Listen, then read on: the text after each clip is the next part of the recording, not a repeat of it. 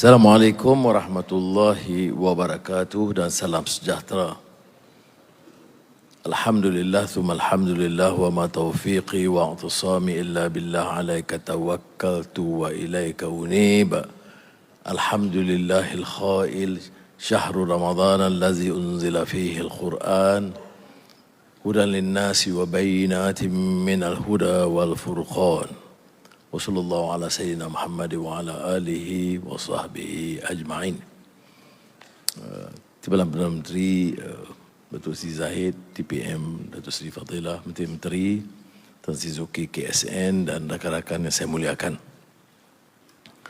Alhamdulillah kita dapat meneruskan dengan penghayatan Ramadan dan saya baca tadi potongan Al-Quran yang terkait dengan bulan Ramadan, syahrul Ramadan, unzila fihi al-Quran, bulan turunnya Al-Quran, hudan linnas, sebagai petunjuk kepada manusia, supaya kita dapat perimbangan di antara yang baik dan yang buruk, sebab itu disebut Furqan.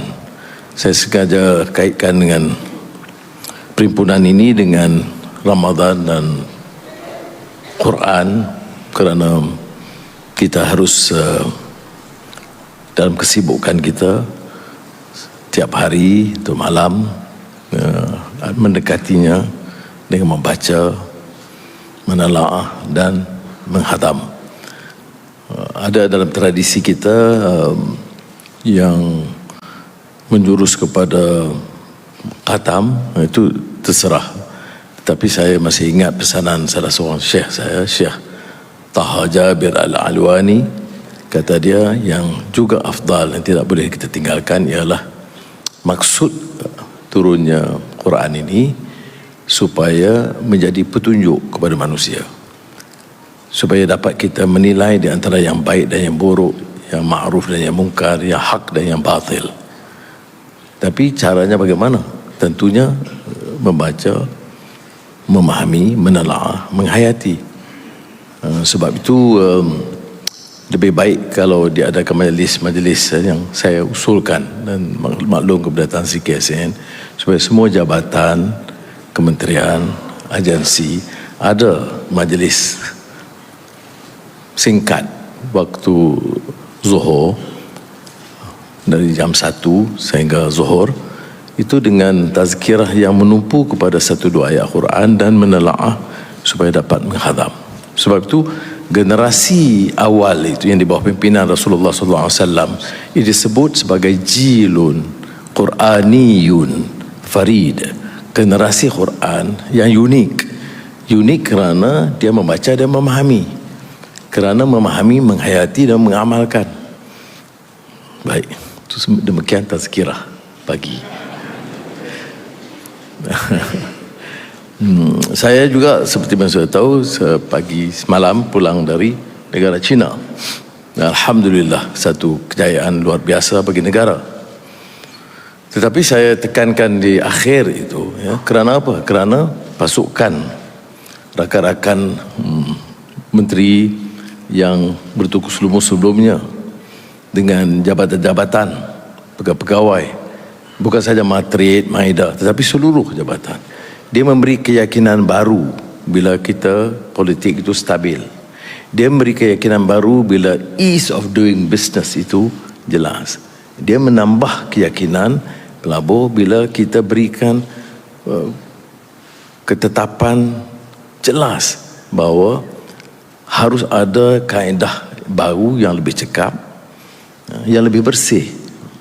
Kita tak boleh nafikan, masih ada, ya. Saya pun masih dengar kadang-kadang dikata orang minta komisen dia pejabat saya, pejabat menteri, pejabat pegawai. Ini kerana budaya lama itu mau dibersihkan itu mengambil masa. Jadi saya minta kerjasama saudara. Kerana bila image itu baik, dia mudah sekali. Dan cara Presiden Xi Jinping, Presiden negara China, negara besar, dan Perdana Menteri Li Qiang itu melayani kita tu kat luar biasa. Saya tentunya terkesan terharu juga, ya, kerana bukan sekadar layanan ini guard of honor, tetapi dari perbincangan, ya, perbincangan hati ke hati, menghormati pendirian kita. Bukan saja kita meneliti tentang Belt BRI dia, inisiatif, kemudian beberapa inisiatif baru Presiden tentang pembangunan, tentang keselamatan dan tentang peradaban atau tamadun.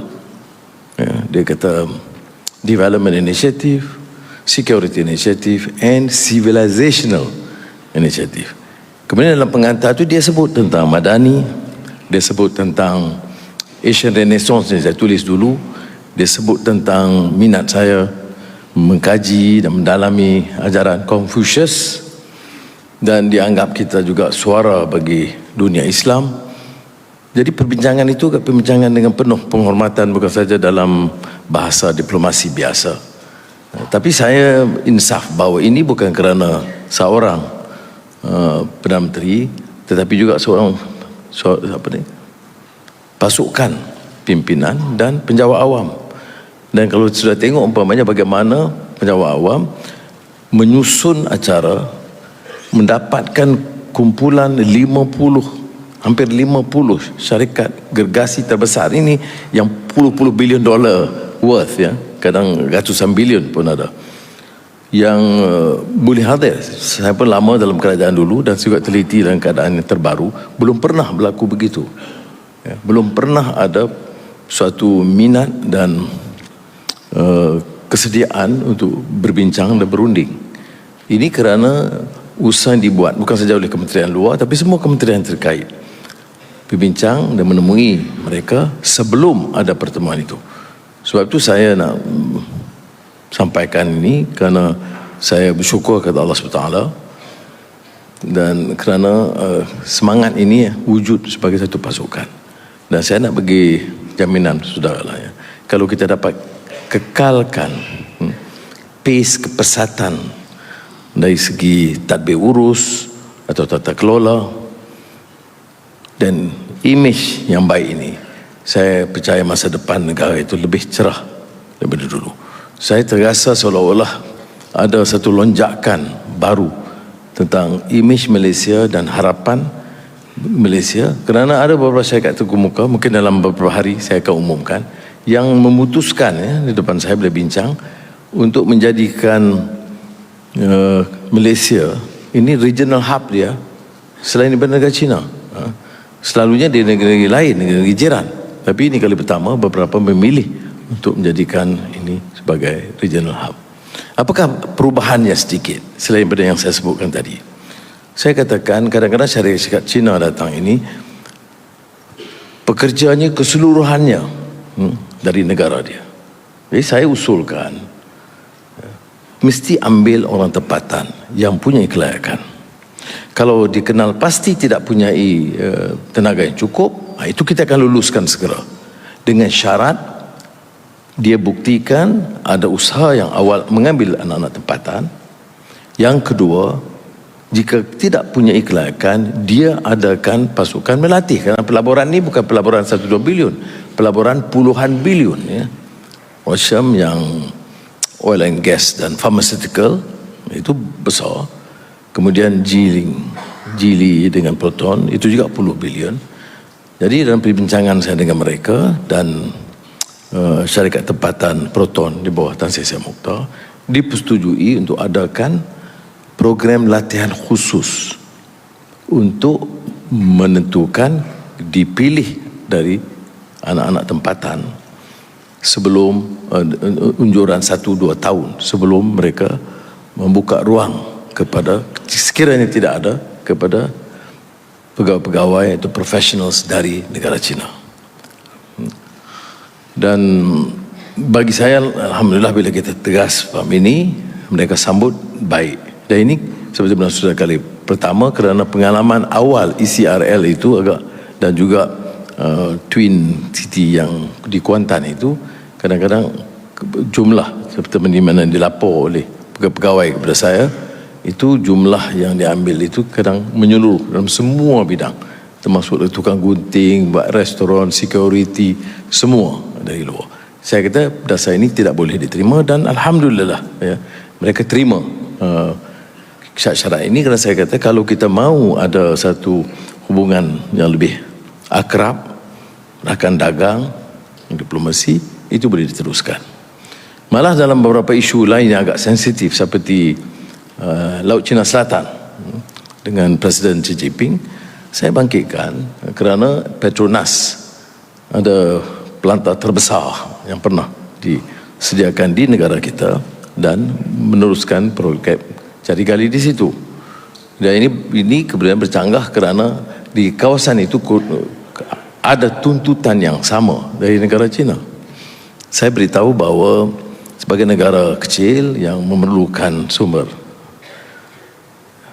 maka minyak dan gas kita terpaksa teruskan. Tapi kalau syaratnya ada rundingan untuk pastikan, maka kita sedia berunding. Jadi ada kesediaan yang begitu rupa, dan saya syukurlah kepada Allah SWT kerana dia tidak menjejaskan kepentingan kita di mana-mana. Ada beberapa isu kecil bukan atau besar yang agak terlalu sensitif. Itu saya guna ruang untuk empat mata sekadar bincang menyebut bahawa ada keprihatinan masyarakat Malaysia atau umat tentang beberapa perkembangan. Tanggungjawab kita untuk menyampaikan, walaupun itu urusan dalam negeri masing-masing. Umpamanya seperti Myanmar, negara China itu rapat dengan Myanmar, ya, tapi dasar mereka itu tidak campur tangan. Saya kata kita pun tak maksud nak campur tangan urusan sistem dia, ya. Kita pun kenalkan sistem kita. Tetapi ada hampir 200,000 pelarian Rohingya di sini. Jadi sama ada kita suka atau tidak, apa yang berlaku di negara Myanmar yang menafikan hak penduduk Myanmar sendiri, termasuk Rohingya, itu memberi kesan kepada kita. Jadi saya menyebut kepada Presiden Xi Jinping, kata ini 200,000 kita nak buat apa? Hantar balik dia tak terima. Ini satu negara di mana tak terima rakyat dia, dan dianiayai, dimusnahkan rumah mereka dan sebagainya. Jadi sekurang-kurangnya kita lahirkan, dan tentunya jawapan pimpinan negara China, mereka akan teruskan perundingan dan perbincangan dengan pihak Myanmar. Jadi ini saya memilih untuk sebut hal ini kerana dia dalam sistem kerajaan ini, ya, dia memerlukan seluruh jentera dan kekuatan, dan boleh kita sampai ke tahap ini kerana maklumat sampai kepada saya, penyelidikan, bahagian risikan, semuanya sampai yang membolehkan kita punya kekuatan. Di samping itu ada seperti mana saya tahu, sebelum menteri menemui atau Perdana Menteri menemui, dia ada beberapa langkah awal oleh pegawai di pelbagai kementerian itu memulakan perbincangan dan menetapkan tajuk-tajuk penting yang nak dikemukakan. Umpamanya kita sekarang selain mendapat laporan, ekspor kita lebih mudah, bukan saja durian. Saya pun baru tahu bahawa punya nangka dia minat betul, nangka. KSN tak beritahu saya tu. Orang Cina dia minat betul nangka. Jadi dia jackfruit tu sebagai satu tajuk khas untuk dia izinkan import tambahan daripada Malaysia. Saya pula tak berapa minat nangka ni sebab perut tak apa sesuai. Tak tahu fadilah macam mana. Jadi kita ruang, kemudian juga memberi ruang bukan saja syarikat-syarikat swasta, tapi bentuk kerjasama kerajaan. Saya memilih negara China kerana kebetulan negara China sebelum itu Kemboja. Sebenarnya kalau tanya saya ni old school sikit, kalau bulan Ramadan tak suka nak jelajah mana-mana. Tapi tarikh itu ditetapkan, jadi kita pilih. Sebab itu saya pergi ke Kemboja, dan Perdana Menteri Hun Sen kata dia nak saya hadir bersama dengan majlis 6,000 umat Islam Kemboja berbuka puasa bersama dia. Dan saya fikir ini satu kemajuan, ya. Jadi bagi umat Islam itu yang 10% sebenarnya di Kemboja berbuka puasa, dan kita menggunakan majlis itu untuk menemui mereka. Kemudian salat di masjid dan tarawih di masjid di Kemboja. Begitu juga di negara China, kita sempat tarawih, semayang solat Jumaat, tapi kita maghrib dan tarawih itu di hotel berdekatan kerana masalah perjalanan. Jadi kita di negara China pun mesej yang sama. Dan dalam ucapan saya di Bau International Forum itu, saya sebut juga hadis Nabi Muhammad SAW. Selain daripada Confucius, ini kebijaksanaan. Ini yang orang kata, aduh ini plural dan multicultural dan liberal. Dia bercakap negara China, ya, sebutlah Confucius sikit. Dia kita tunjuk dia hormat, kita hormat paham dia, ya, yang selaras dengan pahaman kita yang tidak bercanggah. Kemudian baru masukkan qala Rasulullah sallallahu alaihi wasallam. Kalau berucap sana kita qala Allah taala fil Quranil Azim, dia pun apa dia ni. Jadi kebijaksanaan itu kadang-kadang dicela sebagai plural, liberal itu. Tapi tak apalah, itu bab tu saya jawab masalah lain lah. Tapi pegawai kena faham juga, ya. Kalau tidak tak terjawab ini. Jadi sekali lagi saya ucap terima kasih. Saya agak terkesan sedikit, ya, kerana saya lihat dalam persiapan tu, ya, sangat baik, sangat baik. Sebab itu dalam sistem kerajaan kita, saya bentuk kabinet, bentuk banyak kabinet-kabinet komiti dan pengusikan oleh Datuk Seri Zahid dan Datuk Seri Fadilah untuk memastikan peringkat pelaksanaan itu berkesan. Ini sekarang kita tengok, kalau kita teliti pelaksanaan dia, ada beberapa jatuh kuasa di peringkat pegawai yang dipengusikan oleh Tan Sri KSN, termasuk yang penanam padi 3-4 kali, yang sawah, ya, itu kita akan luncurkan. Jadi ini bagi saya penting, kerana perubahan kita atau islah yang kita bincangkan itu tidak mungkin berlaku meningkat tanpa pasukan semangat bersama. Mudah-mudahan Ramadan ini kita dapat meningkatkan. Ramadan ini kan, ya, penutup dia saya nak sebut, Ramadan ini dia macam sekolah Ramadan. Dia panggil Tarbiyatul Ruhiyah atau Madrasah Ramadan Ruhiyah, madrasah spiritual journey dalam Ramadan. Dan kalau kita katakan dia madrasah, dia ada ujian. Kalau tanya berapa tahun dah, berapa kali dah ambil Ramadan, 40, ada yang 20, ada yang 30. Tapi dia masih tak C plus ya.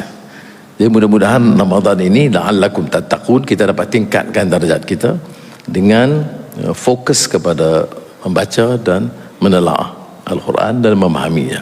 Dan saya harap jabatan-jabatan tanpa kecuali adakan majlis ini berulang kali dengan tazkirah sampaikan. Saya minta JAKIM selaraskan kalau diperlukan penceramah-penceramah supaya ada manfaat dan kefahaman yang meningkat. Wassalamualaikum warahmatullahi wabarakatuh.